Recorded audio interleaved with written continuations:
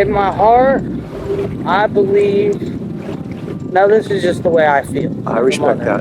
Totally respect I that. feel that somebody has got her hid out somewhere. Okay. And is keeping her away from us. No screams, no footprints, no sign of struggle. But a 15-year-old boy says he saw Summer Wells go under the water that morning. She coughed, looked tired, and then fell asleep. A few hours later, she was gone. Not kidnapped, not taken, just gone. That same day, a video was posted showing her motionless in the back seat, eyes closed, cradling a bottle like she was sleeping. But something about her face felt wrong. Too still, too quiet. And yet, no one called 911 about an accident. They waited until 6:30 p.m. to report her missing.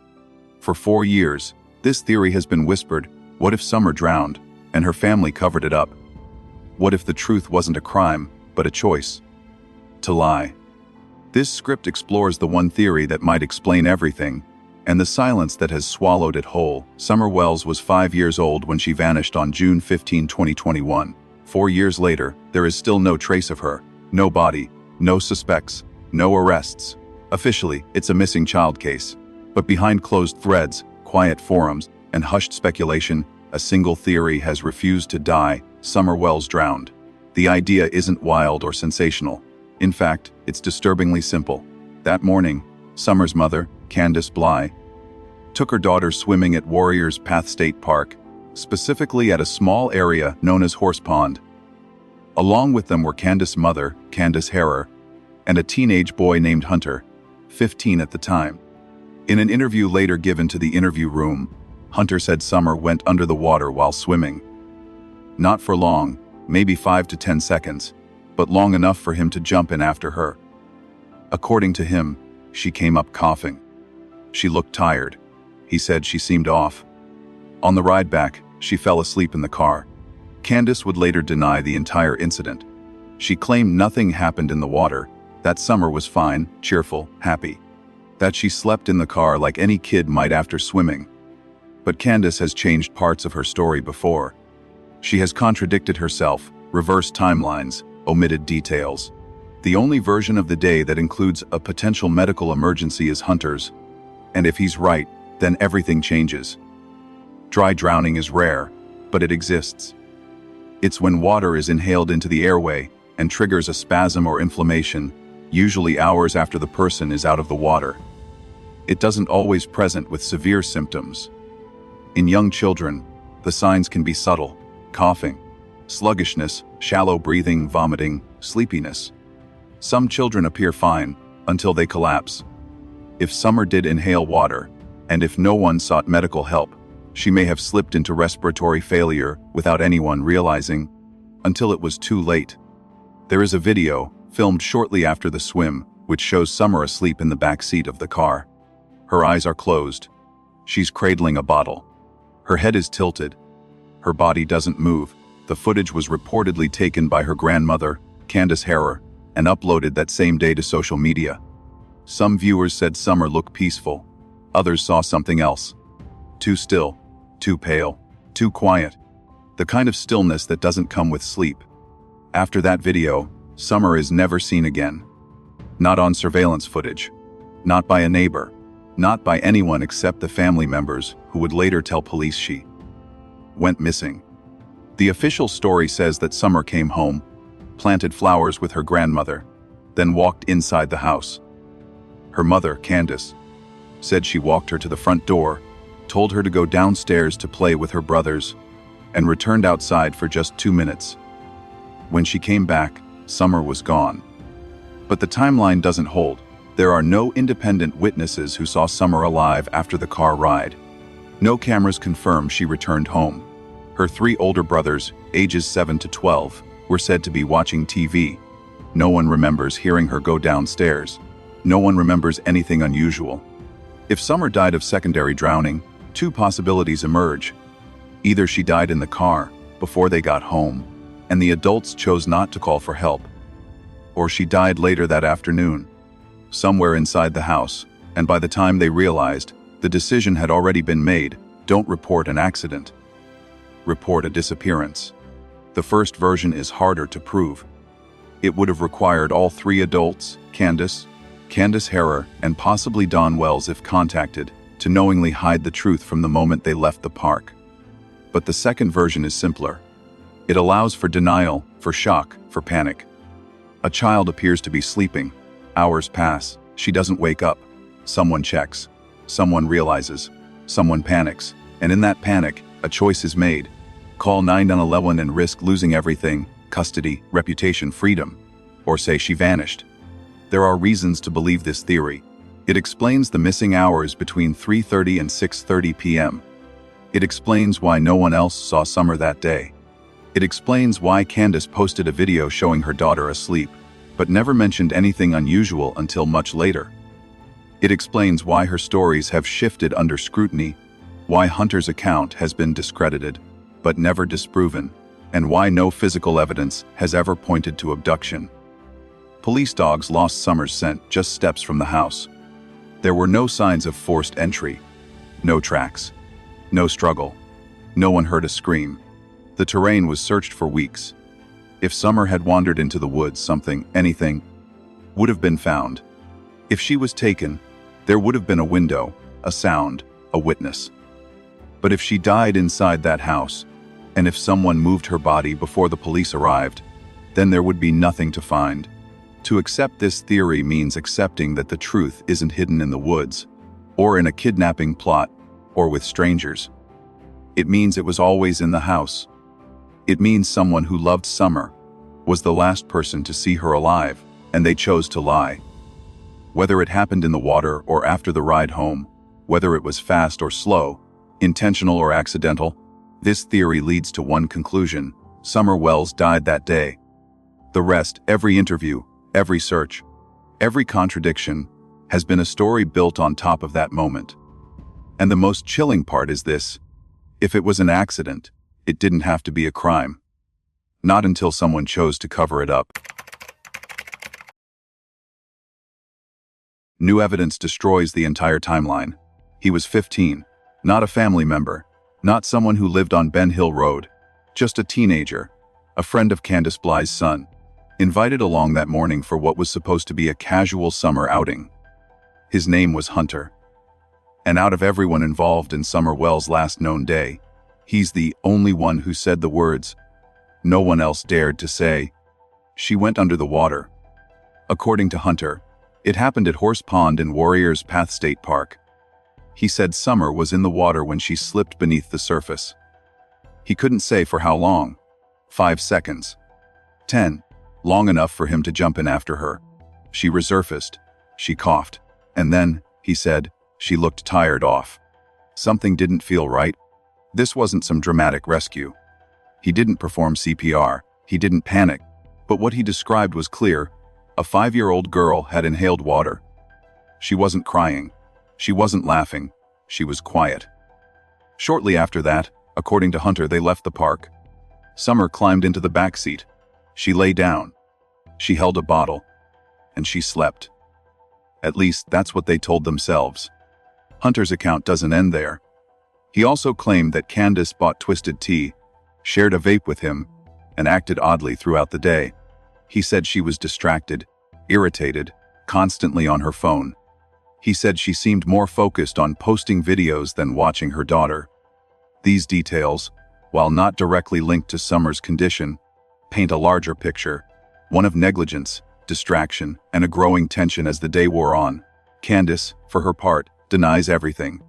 She said Summer never went under the water, never coughed, never looked tired.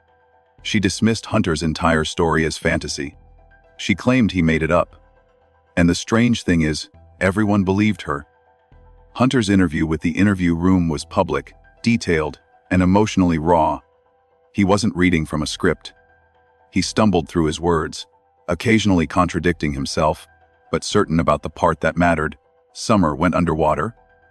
She didn't look okay. But once Candus refuted it, the narrative shifted. News stations didn't follow up.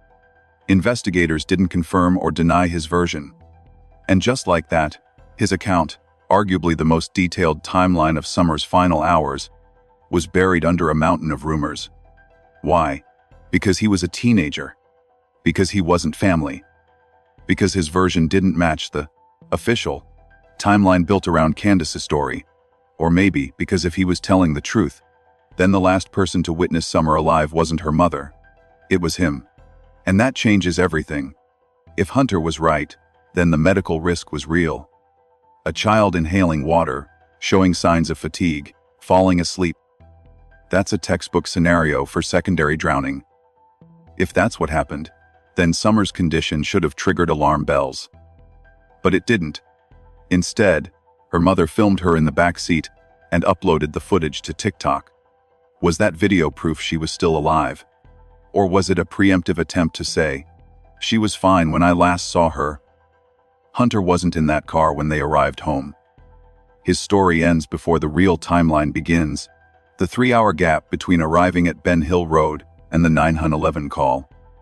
That gap is where everything falls apart. If Summer was already in distress during the car ride and no one intervened, then the clock was ticking. If she died shortly after getting home, then Hunter's words weren't just a teenage memory, they were the only warning anyone ever gave. And yet, those words were dismissed. Not just by Candus, by the public, by the case itself. No official statement from the Tennessee Bureau of Investigation ever addressed Hunter's claims. His name wasn't included in press releases. His timeline wasn't cross-examined in court. The interview existed, but it wasn't treated as evidence. It's as if the case was allergic to the idea of drowning. Maybe because if it was true, then the rest of the case, the vanishing from the basement, the abduction theories, the multi-agency search, was all built on a lie. This isn't to say Hunter was perfect. He was young, emotional, under pressure. Some of his claims, like sharing alcohol or vaping with an adult, may have damaged his credibility. But even if half of what he said was false, the central detail remains unshaken. A girl went underwater. She came up coughing. She looked tired. And then she was never seen again. That detail has never been disproven. Candus can say it didn't happen. But she can't explain why the only video from that day shows Summer in a state of complete stillness. She can't explain the missing 3 hours. She can't explain why, out of everyone who was there, only Hunter said what no one else would. If Hunter lied, it would have been easy to disprove. There were only 4 people at the park. Someone could have said, he wasn't even there? But no one did. So the question is, why was his voice erased? Not refuted. Not corrected. Just ignored. Maybe because that story, the one where a little girl died from an accident, and the people around her didn't act fast enough. Because if Hunter told the truth, then Summer's death wasn't caused by violence, or evil, or a stranger in the woods. It was caused by silence. And by the time anyone tried to speak, it was already too late. There is only one visual record of Summer Wells after she left Warriors Path State Park. It is not surveillance footage. It is not from a store camera. It is not a moment of laughter, movement, or sound. It's a short, silent video, taken inside a parked car. In it, Summer lies in the backseat on her back. 2 large milk jugs sit beside her. Her head tilts gently toward the door, and her face is clearly visible, turned toward the camera. Her body doesn't move. The video was filmed by her mother, Candus Bly, sometime after they left the park and before they returned to the house on Ben Hill Road. It was posted online shortly after. Candus Bly, Summer's mother, later claimed the video was proof Summer was fine, just tired, sleeping off the day's activities. But almost immediately, people began to question what they were seeing.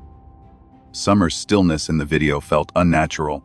Her skin appeared pale, her lips slightly parted, her limbs completely relaxed. No twitches, no breath movements, no facial adjustments. For some, it resembled sleep. For others, it looked like absence. An eerie calm that felt less like rest and more like the end of something. To date, no medical professional has publicly reviewed or authenticated the video. There's no forensic analysis of her breathing pattern, no confirmation that she was alive at the time it was taken. But that hasn't stopped thousands of people from studying every frame by frame, looking for signs of life or of death. One detail that often stands out is the position of her head. Her head leans slightly to the left, resting against the seat or cardboard box. Her arms rest loosely by her sides. She is not holding anything, but her fingers appear loose, not gripping. Children, even when asleep, tend to fidget, adjust, reflexively respond to sound or light. In this clip, Summer doesn't do any of that. There's no shift in her posture. There's no visible interaction from the person filming. No flinch. Just stillness. There's also the timing. Candus Bly claimed the video was taken just before arriving home. But if that's true, it narrows the window even more. The moment that video ends, Summer is never seen again. No neighbors report seeing her enter the house. No other photos were taken. No follow-up videos. That single clip is the last time the world saw her. And that makes it important, not just as a record, but as a message. Because someone decided to film her. Someone, in that moment, believed it was necessary to document Summer sleeping. The question is why? Most parents don't feel the need to record their child napping in a car, especially after a routine trip to the park. Unless, of course, they sense something is wrong. Unless they're worried someone will ask questions later. Unless they already know that this may be the last time the child is seen, and they need proof that she was still okay. How was this video a memorial? Or was it evidence? The idea that the video was preemptively created to show that Summer was alive after the swim raises difficult questions. If she had indeed gone under the water, and if symptoms of secondary drowning had begun, then the people with her may have noticed subtle signs. The sluggishness, the lack of energy, the deep sleep. Perhaps Candus or her mother thought Summer looked off, but hoped she'd just sleep it off. Maybe they thought filming her would ease future concerns. Or maybe they suspected something was wrong, and this was their only way to say, she was fine when we left. But the video doesn't answer anything. It only adds more layers of silence. In cases of child deaths, particularly sudden or unexpected ones, video footage can provide critical clues. The positioning of the neck, the openness of the airway, the coloration of the skin, the stiffness of limbs, all can offer indicators. In this case, no official review has been made public. Law enforcement hasn't commented on whether they consider the video helpful, misleading, or irrelevant. It was simply allowed to exist, out in the open, underanalyzed, and quietly accepted. And yet, it may be the most telling piece of evidence in the case. Because if Summer died after the swim, either in the car or shortly after arriving home, then this footage captures her during that critical window. Whether she was alive or not in that moment becomes central. Not just to the timeline, but to the possibility of intent. If she was already unconscious, unresponsive, or in distress, then filming her instead of seeking help becomes deeply problematic. If she was already gone, then posting the video publicly becomes something darker, a lie wrapped in the appearance of normalcy. It's worth noting, too, that Summer is alone in the frame.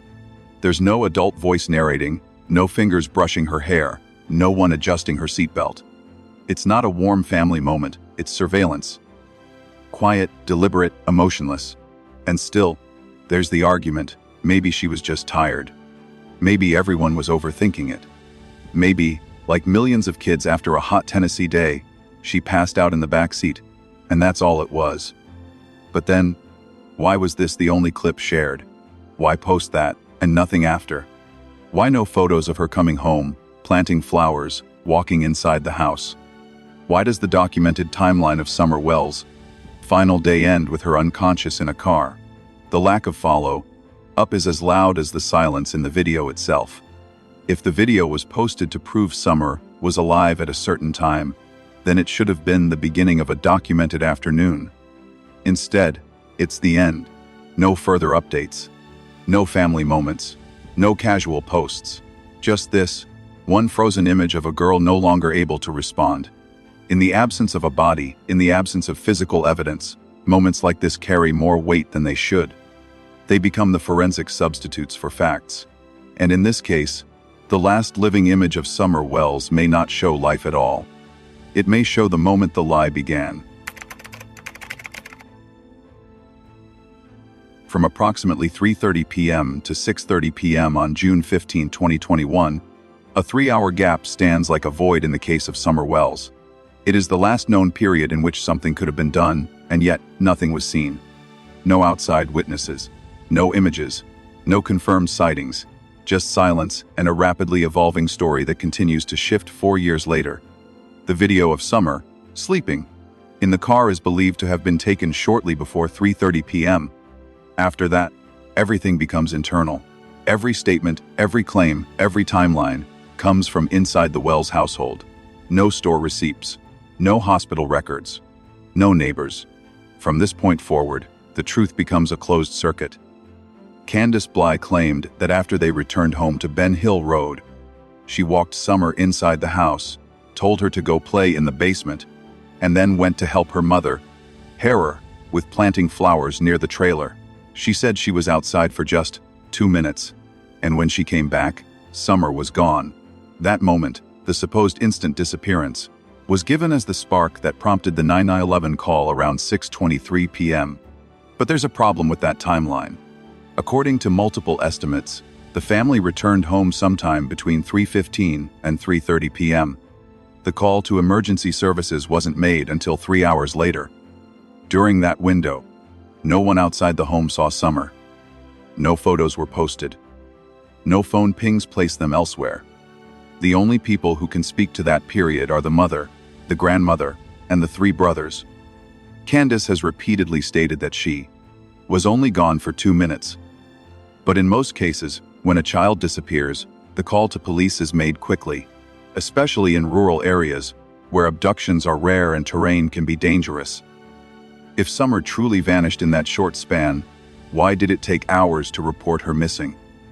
Then there are the 3 boys, Summer's brothers. It's been said that they were watching YouTube or television at the time. They allegedly did not see Summer walk down to the basement, nor did they hear anything unusual. But that itself raises questions. In a small house, with thin walls and open floors, how does a 5-year-old girl walk in, disappear, and leave no trace, without a sound, without being seen? There were no screams, no signs of struggle, no broken doors. According to the official story, she simply vanished. But what if that isn't what happened? What if, by the time they arrived home, or shortly after, Summer was already unconscious, unwell, or even deceased? This possibility reframes the entire timeline. It would explain the lack of urgency, the absence of chaos, the quiet pacing of the afternoon. Because if the adults knew, or suspected, that Summer had died, then the hours between 3:30 and 6:30 weren't spent looking for her. They were spent deciding what to do next. During those hours, no emergency call was made. No neighbors were alerted. No community search was started. Instead, flowers were planted. Candus Hera reportedly sat on a camper step. The brothers were left to themselves. And in the background, whatever had happened to Summer was being processed, not publicly, but internally. One theory is that Summer died at home, shortly after arriving, due to complications from dry drowning or heat exhaustion. If so, the decision to not seek medical help, whether from fear, guilt, or panic, turned a tragedy into a mystery. It transformed a preventable death into an unresolved disappearance. And if Summer had already passed away, then what followed was not a search, it was a cover-up. That cover-up would explain the inconsistencies, the delayed call, the vague details, the shifting accounts. It would explain why no scent dogs could track Summer beyond the driveway, why no physical evidence of her leaving the property has ever surfaced, why the last known image of her is in a car, not at home. Candus has said many things over the years, but one of the most quoted lines is this: "I only went in for 2 minutes." It's repeated again and again, as if to anchor a moment in time, to fix the story in place. But those 2 minutes exist inside a 3-hour block of silence. And the further we step back, the more we realize that gap is where the truth likely lies. No law enforcement agency has confirmed that Summer was seen by anyone outside the family after 3:30 p.m. No timeline has been released that accounts for her movements at home. No medical response was called. And to this day, no one has been charged, not for neglect, obstruction, or worse. This kind of silence isn't natural in missing child cases. Typically, there are frantic calls, desperate posts, door-to-door canvassing. In the Wells case, the first public alert came only after the 911 call, hours after the critical window had already closed. So what happened between 3:30 and 6:30 p.m.? Was it confusion? A slow realization that something was wrong? Or was it something much colder? A decision made behind Candus doors, to protect someone, or everyone. In the absence of new evidence, all we have is the void. A block of time in which a child's life ended, or disappeared forever, and in which those around her chose silence over confession. That's why this 3-hour gap matters more than anything else in the timeline. Not because it holds the whole story, but because it may be the only part of the story that hasn't been rewritten.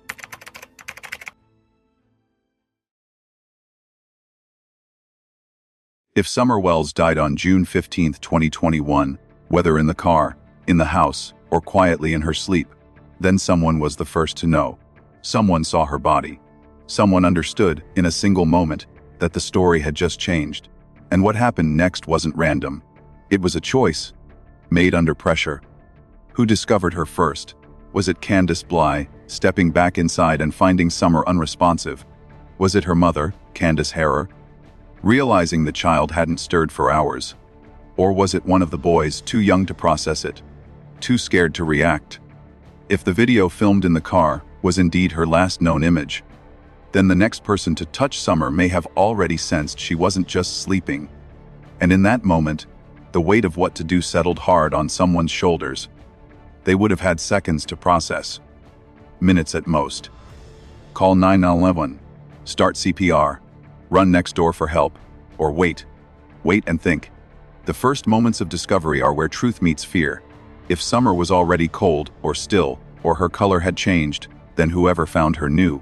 This wasn't just a medical emergency. This was a problem with consequences. And with that realization came the 3 paths. Option 1, call 911, do the right thing, face the horror, accept the judgment. Let the Department of Children's Services return. Let the sheriff's deputies tear through the property. Let the public watch everything unfold. Let the headlines scream, another child lost on their watch. But that path was terrifying. Because this wasn't a family with a clean record. DCS had been involved before. The home was cluttered. The children were unsupervised for long stretches. If Summer died under their care, accident or not, there would be questions, accusations, and worst of all, the risk of losing the rest of the children, forever. Option 2, hide the truth temporarily, just for a while. Wrap her up, move her, just until they could think, just until the panic wore off. But in doing so, they would cross a line. Because to hide a death is to start lying, and lies have to be maintained. 1 becomes 2, then 10, then 100. Option 3, create a story. Make her disappear, not in reality, but on paper. Say she went into the basement. Say she vanished. Say you only turned your back for 2 minutes. Say the boys were watching YouTube. Say nothing looked wrong. Pretend it all happened in real time. Then call 911. Act panicked. Ask for help. But in doing so, something irreversible happens. The death of truth. The transformation of a tragedy into a mystery. And once that happens, there's no coming back. We don't know what was said inside the Wells home that afternoon. We don't know if Candus and her mother had a conversation, or if they acted independently. We don't know if Don Wells, Summer's father, was called home early, or if he was already aware something had happened. But we do know this, between 3:30 and 6:30 p.m., someone decided what the story would be. And once that decision was made, everyone followed it. Perhaps Candus Harrer wanted to do the right thing. Maybe she suggested calling for help. But Candus, panicked and overwhelmed, refused. Maybe one of the boys asked, "What's wrong with Summer?" and was told not to talk about it. Maybe Don got a call, rushed home, and found the house in chaos. And then, together, they made the decision, not to explain what had happened, but to erase it. Not because they were evil, but because they were afraid. Afraid of losing the rest of the family. Afraid of going to jail. Afraid of being blamed. Afraid of being seen as the ones who let her die. In that moment, The truth became a burden too heavy to carry. And once the lie began, it had to be sustained. That's why the 9/11 call came late. That's why the story felt rehearsed. That's why no one ever saw Summer after the swim, not walking into the house, not planting flowers, not eating dinner. Because there was no more to see, and the only thing left to do was construct a version of events the world might believe. It started with the video, the clip of Summer sleeping in the car, posted to social media just hours before the call to police. Not because it was cute or funny, but because it served a purpose. It proved, on record, that Summer had been alive at a certain point in the day, that she had made it home, that nothing seemed wrong. But the video didn't show her walking, or talking, or moving at all. Then came the call, "My daughter is missing." Then the search, the dogs, the press conferences, then the public story, "She was right here. I only looked away for 2 minutes." And the chain began. One decision, made in panic, created a web of silence that has lasted for 4 years. A lie built on fear, sustained by shame, protected by confusion. And maybe, in those early minutes, someone in that house knew it would never work. Maybe one of them thought, "This is wrong. We should stop." But by then, it was already too late. Because when the truth is buried to protect the living, the dead are left without a voice. And no matter how many flyers are printed, how many tips are called in, how many prayers are whispered, nothing can break through a lie that everyone involved agrees to keep. Unless one person speaks. Unless one person remembers that truth, no matter how painful, is always lighter than the weight of silence.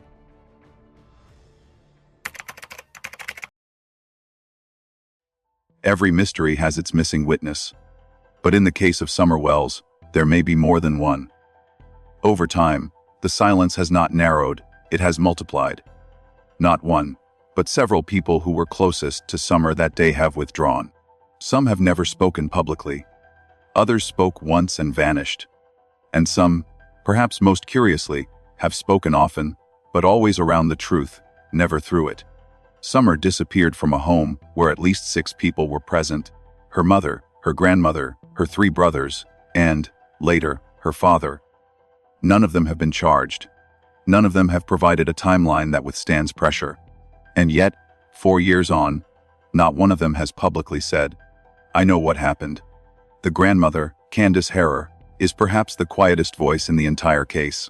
She lived in a camper, just steps from the house. She had a phone. She had access. And yet, since the events of June 15, 2021, she has offered no public statement. Not to police, not to media, not even a single sentence of heartbreak or speculation. She has never confirmed or denied anything.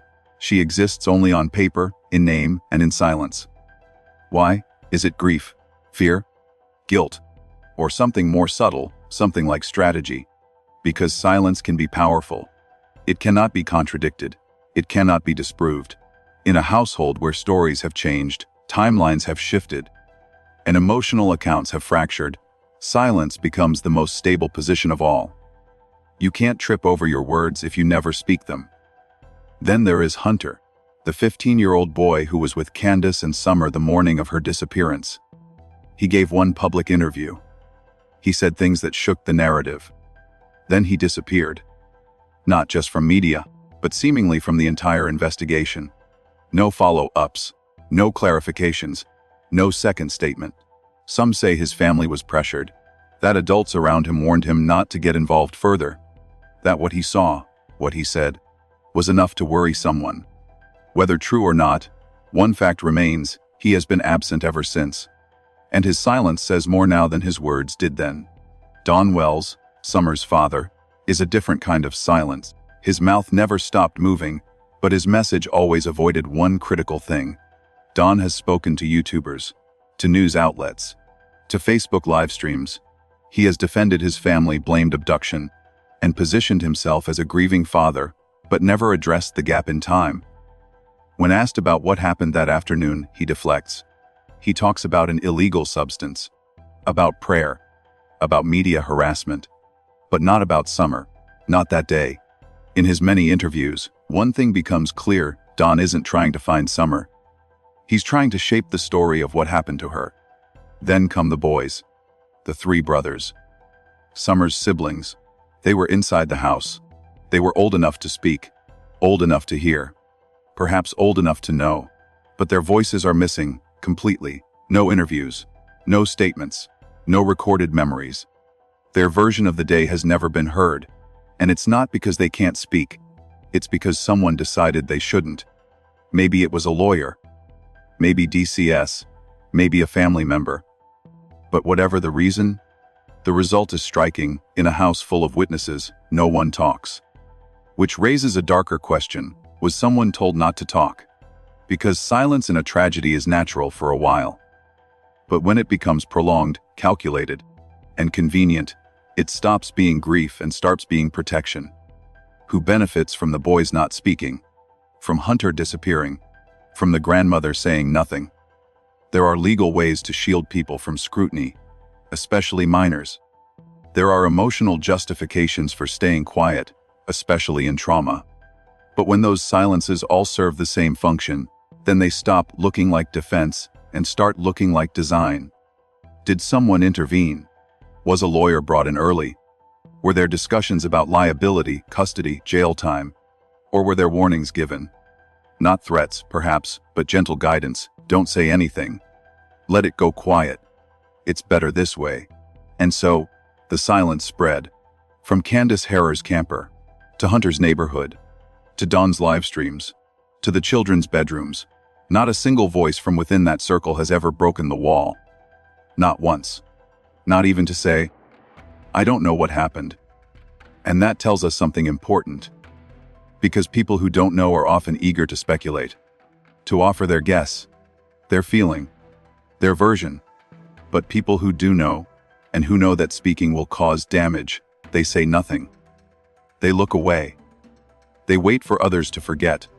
They let the noise of outsiders drown out the signal of their own stillness. And so far, it's worked. There have been no arrests, no confessions, no public fallout. 4 years have passed, and every person who could hold the key to Summer's final moments remains intact, untouched, and largely unchallenged. The silence around Summer isn't just one person's silence. It's a net, a pact. Whether spoken or unspoken, deliberate or instinctual, it has held. And as long as it holds, the truth stays buried. Not because it can't come out, but because too many people still have too much to lose if it does.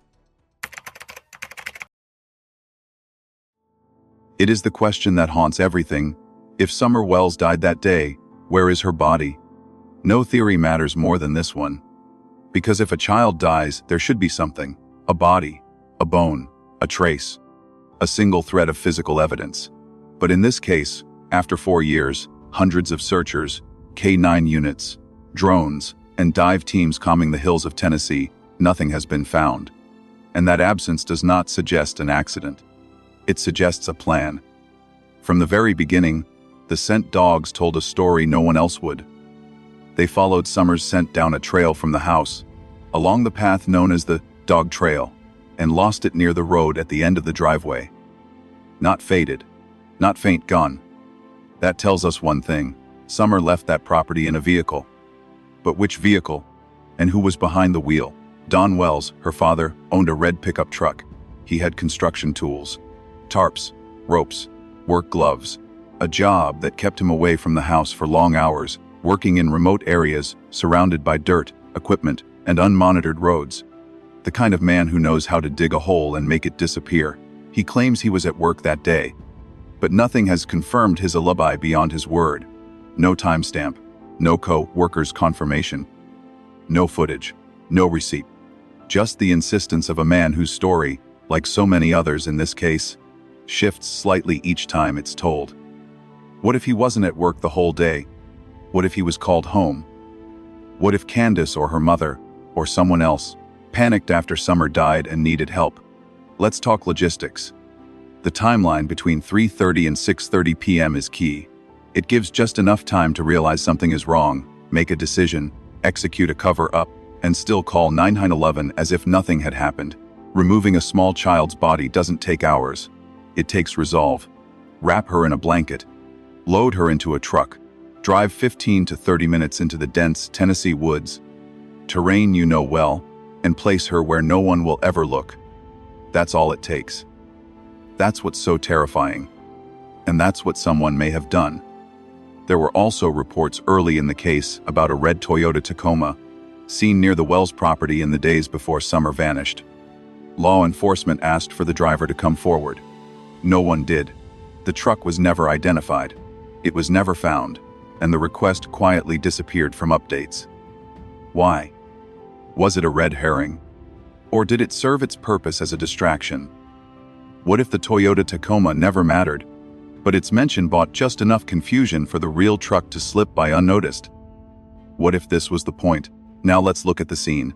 Summer's home sits on 11 acres of rugged land, unpaved roads, deep woods, hidden pockets, old wells. Even if she was buried on site, it would take a forensic excavation team, not a volunteer search party, to find her. But what if she never stayed there? There's a reason most abduction theories fall apart. There's no forced entry, no witnesses, no tire tracks, no screams. No one saw a stranger, and, most damning, no signs of struggle. That makes one thing increasingly likely: whatever happened, it happened inside the family circle. And the body was removed before anyone else could arrive. This also explains the delay in the 911 call. Candus said she noticed Summer missing around 6:30 p.m., but law enforcement wasn't called immediately. There was a gap, a critical delay where minutes passed before action was taken. Why? Because someone needed time to move her, to get her out of the house, to clean up, to hide her somewhere that even bloodhounds couldn't find. And so far, it's worked. Some might ask, why not just call 911 right away and report an accident? Here's why. Candus had prior involvement with DCS. There were concerns about substance use. There were questions about the children's safety. Calling 911 after Summer died could have triggered investigations, arrests, and the removal of all the kids. Not just guilt, but fear drove the cover-up, a fear of losing everything. So instead of grief, they chose silence. Instead of panic, they chose planning. Instead of the truth, they gave the world a story: she was abducted. And it worked, for a while. But silence leaves clues. So does speed. The dogs losing the trail at the road. That's not just a clue, it's a confession. A body moved. A story buried. And a trail gone cold, by design. Even now, law enforcement won't say whether they believe Summer is alive or dead. Why? Because without a body, the case is suspended in limbo. They can't charge anyone. They can't close the case. And they can't find the truth. Because the truth is buried. Somewhere. By someone who knew exactly what they were doing. It's also likely that the person who moved Summer didn't do it alone. There may have been one who panicked, one who carried, and one who kept the secret. That's how conspiracies work, not with evil, but with fear. One lie leads to another. One choice becomes irreversible. And soon, telling the truth becomes more dangerous than the lie ever was. So where is she? In a ravine, a quarry, beneath the roots of a pine tree. Was she burned, weighted down, hidden in a construction site and paved over? The possibilities are endless when the window is wide, the terrain is vast, and no one talks. But it can't stay buried forever. One misstep, one confession, one accident. That's all it takes to pull the thread loose. Because someone knows, someone helped, someone stayed quiet, and sooner or later, someone breaks. The body is the missing piece. The end of every theory. The answer to every lie. Until it's found, the silence wins. But when it is, the truth won't just return. It will detonate. Every theory must face its own weaknesses. And the idea that Summer Wells died by drowning, and that her death was covered up in panic, while compelling, still carries major gaps. To move forward, we must ask, does this theory hold under scrutiny? Or is it another well-constructed narrative, built on possibility but lacking in proof? First and most obvious, there is no body. And without a body, there is no medical confirmation. No autopsy. No cause of death. No evidence of water in the lungs. No sign of trauma. Nothing to establish whether Summer died, how she died, or even when. The absence of remains is not just inconvenient, it is a foundational void. and it leaves the drowning theory in a state of perpetual speculation. Second, the cadaver dogs. If Summer died, whether at the park, in the car, or at home, then at some point, her body had to be still, lifeless, and in proximity to a known location. Yet all trained cadaver dogs brought to the Wells property, the car, and the surrounding areas failed to alert. That's not a small issue. Cadaver dogs are highly trained, and while not infallible, they're used around the world to locate human remains, even months after death. If Summer died on that property, or in a vehicle, or was briefly hidden somewhere, why did the dogs not pick up on it? Third, the lack of corroboration. The theory hinges on Summer possibly drowning or entering respiratory distress after her swim at Warriors Path State Park. But there is only one person who has claimed anything close to that: Hunter, a 15-year-old boy who was with them that day. He said Summer went underwater for 10 to 15 seconds, that she coughed, seemed tired, and later passed out in the car. But Candus, Summer's mother, denies his version entirely. She says he made it up. And beyond his statement, no other person has confirmed seeing Summer sick, coughing, or in distress. Even in the video of her sleeping in the car, there is no context, no audio, no confirmation of time, no observable distress, just stillness, which could mean anything or nothing at all. And while Hunter's statement might be credible in some aspects, it also comes with complications. Teenagers are not always reliable witnesses, especially under media pressure, family dynamics, and fear. He may have remembered things wrong, or misunderstood what he saw, or worse, exaggerated to sound important. Without other witnesses or physical evidence, his word alone is not enough to prove a medical emergency took place. Then comes the psychological question: why hasn't anyone confessed? If Summer died accidentally, if her death was hidden out of fear, if guilt weighed on someone's conscience, then why has no one cracked? Not Candus, not her mother, not Don, not even one of the 3 young boys in the house. In most cover-ups, someone eventually breaks. Years pass, emotions change, addictions surface, relationships fracture. Yet in this case, despite intense public scrutiny, police interviews, and ongoing suspicion, no one has come forward. That silence either points to an extraordinary level of loyalty and coordination, or perhaps there is no truth to confess. Another counterpoint is how plausible the abduction story still appears, despite its flaws. Yes, there's no sign of forced entry. The dogs lost her scent at the road. But that could also suggest a fast and quiet snatch and grab by someone who knew the terrain, knew the family's routines, and struck in that tiny window where Summer was unsupervised. Stranger abductions are rare, but they do happen, especially in rural areas with minimal surveillance and delayed emergency response. Could this be one of those cases? We also have to admit that no physical evidence supports a drowning. There is no swimsuit recovered, no towel with vomit, no water bottle or item from the park with traces of distress, no wet seat in the car, no proof that Summer even entered the water that day, aside from a short video clip and conflicting stories. The dry drowning theory is medically sound, but in this case, it remains theoretical, not grounded in documentation. Some might argue that all signs point to a cover-up: the silence, the inconsistencies, the strange behavior. But those signs can also emerge from grief, trauma, dysfunction, and fear, not just guilt. Families under pressure often act irrationally. They lie to avoid judgment. They spin stories to cope. That doesn't always mean they committed a crime. Sometimes, it means they're overwhelmed, broken, and doing everything wrong, while still telling the truth.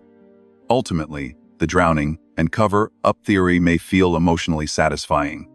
It explains the timeline. It explains the lack of evidence. It gives a narrative for the silence. But it is still, in the end, a narrative. Without physical evidence, a confession, or recovered remains, it cannot be proven. And that should matter. In every major case, there are theories that fit better than facts. They wrap chaos into clarity. They give us someone to blame. But the truth doesn't always fit neatly. It isn't always visible. And it doesn't always follow logic. The risk in clinging too tightly to one theory, even one as seemingly rational as this, is that we stop asking harder questions. We build a story we want to believe and ignore the gaps staring us in the face. And so, this theory stands not as a conclusion, but as a possibility. A strong one. But not an airtight one, because a child is missing. And even now, no one truly knows why.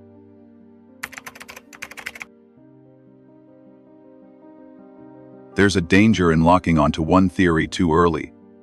When a story seems to explain everything, we risk missing the parts it doesn't. That's what makes the drowning hypothesis so seductive. It wraps the timeline, the video, and the silence into a single, haunting narrative. But what if it's only a fragment of the truth?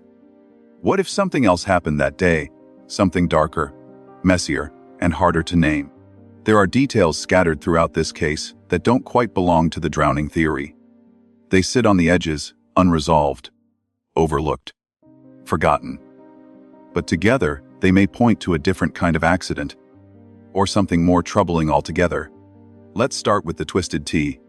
In his interview, Hunter claimed that Candus bought alcohol and gave him a can of twisted tea, a hard iced tea beverage with alcohol content. He was 15 at the time.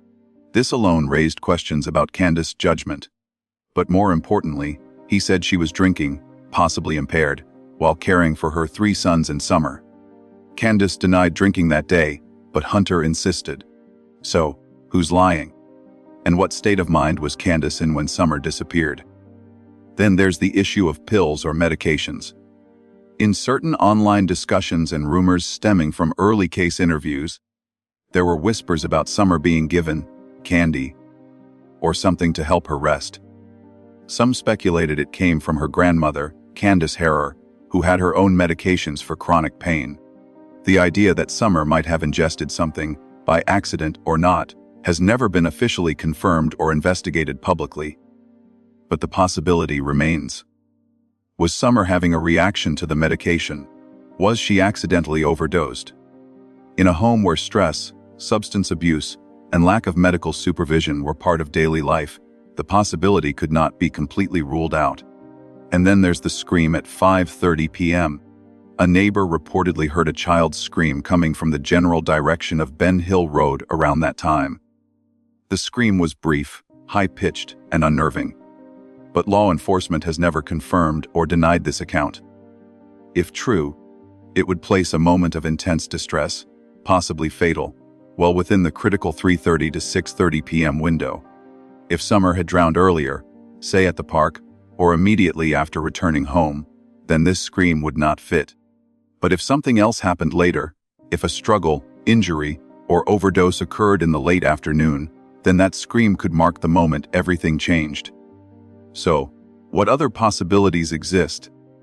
What if Summer didn't drown, but was instead injured in some other way? Was she struck during a moment of frustration? Did she fall down the stairs or out of the truck? Was there a medical emergency no one recognized or responded to? And if any of these happened, why the immediate instinct to lie? Some online theorists suggest the possibility of a blunt force injury, a hit to the head, accidental or otherwise. In households under stress, with multiple children and exhausted adults, such moments can occur. A fall, a push, a sharp object. These can end a life quickly and quietly, especially if the child is small, already tired, and in a fragile physical state. There's also the question of methamphetamine. Dawn and Candus have both alluded to past banned substance use. While nothing confirms that any substance was in their system that day, the culture of its use is often accompanied by chaos, mood swings, paranoia, and lapses in parenting. In environments like this, supervision is inconsistent. Children are exposed to risky situations, and tragedies can unfold in seconds. It's also worth revisiting incident Hunter described. He claimed that Summer had to be carried out of the water and was then helped into the car. Candus denies this.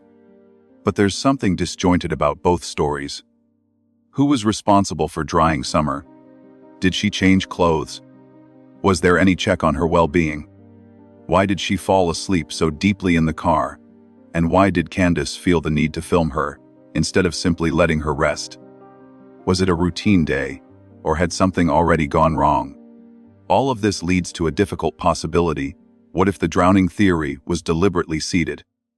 If Candus Bly or anyone else believed Summer's death was related to medication, a blow, or an illegal act, they may have preferred people believe she drowned. Drowning, after all, sounds like a mistake, a tragedy, something that happens to good people. So maybe they chose the narrative that fit best, the one they could justify, the one they could perform. And maybe they hoped no one would ask about the rest. The danger in singular theories is that they comfort us. They simplify the chaos. But real life is rarely so clean. The possibility that Summer's death was the result of something unspoken, something no one dares admit, should not be dismissed because it's messy. Sometimes, the truth is precisely that. And so we return to the details. The alcohol, the medications, the scream, the deep, strange silence, the parts that don't belong in a drowning, because they may belong to another kind of story, one we haven't dared to tell yet. If Summer Wells died that day, accidentally, suddenly, without malice, then this should have been a story about grief, about a family shattered, about a community coming together, about a little girl given dignity in death, with flowers, prayers, and goodbyes. But that's not what happened. What followed was not sorrow, it was silence. An eerie, persistent silence that has lasted for 4 years and counting. And in that silence, we are left not only with questions about what happened, but about who we are. Because if this was an accident, and someone knew, and chose not to speak, then it means fear won. Not just fear of the law, but fear of shame, fear of consequences, fear of being blamed. And in that fear, a decision was made to say nothing, to bury the truth alongside the child. At first, it might have seemed like the easiest option, just a few hours to breathe, just enough time to decide what to say. But silence is never neutral, and soon, the lie becomes heavier than the truth ever was. In those first minutes, maybe hours, there was a choice. Tell the truth and face the storm. Or create a different story. One where Summer vanished. One where strangers were the threat. One where no one had to feel guilty, because no one had done anything wrong. But that choice set off a chain reaction that can't be undone. It made liars out of everyone who stayed quiet. It made accessories out of those who simply didn't ask. And it left a little girl without justice, without peace, without even the courtesy of being remembered truthfully. We have to ask, how does this happen? How does an entire household, perhaps even a whole extended circle, choose silence over honesty? The answer lies in something deeper than just fear. It lies in shame, in generational pain, in cycles of poverty, addiction, neglect, and mistrust of authority. When families live on the edge, legally, emotionally, financially, they often see the system not as a savior, but as a threat. And so even when something terrible happens, the instinct is not to reach out, but to close ranks. But that is precisely where society fails. When our systems are so feared that parents would rather hide a body than call for help, something is broken. And that's not just about one family in rural Tennessee. That's about all of us.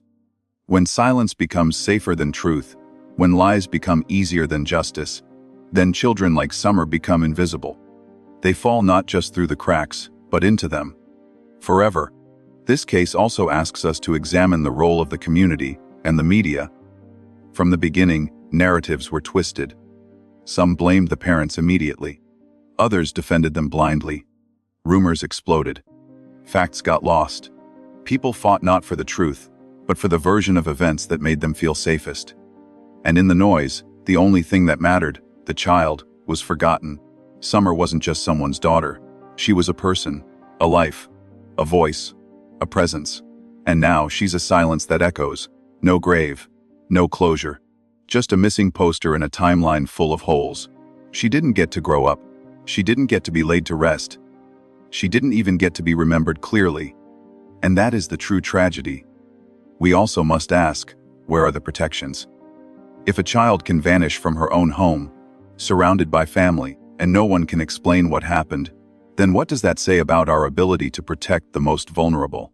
Law enforcement had no body, no crime scene, no confession, but even still, What systems failed before June 15, 2021? What red flags were missed? What patterns ignored? This isn't just about what happened in a single day. It's about everything that led up to it. And then comes the hardest question of all, the one we still cannot answer. What is more terrifying? The idea that Summer was taken by a stranger in a sudden, unpreventable act, or the idea that she died in her own home, surrounded by people who loved her, and those people chose to lie. Because if it's the second, then this isn't just a story about loss. It's a story about betrayal, about the ultimate failure of love, responsibility, and humanity. In the end, we may never know what happened. The truth may be buried too deep. The silence may be too thick. But even in that uncertainty, there is a lesson. A brutal one. One we must not turn away from. That silence is not neutral. That fear breeds complicity. That children die not just from accidents, but from the lies that follow. Summer Wells deserved more than this. More than rumors. More than timelines. More than theories. She deserved truth. And until that truth comes, if it ever does, every one of us must carry the weight of the question. What do we do when silence becomes the only voice left? Because justice isn't just about catching someone. It's about making sure the next child doesn't vanish into shadows. It's about building a world where no one chooses silence again, where fear doesn't outweigh love, and where the truth, no matter how painful, is always the better choice. Until then, we wait. And we remember. And we ask the only question that still matters.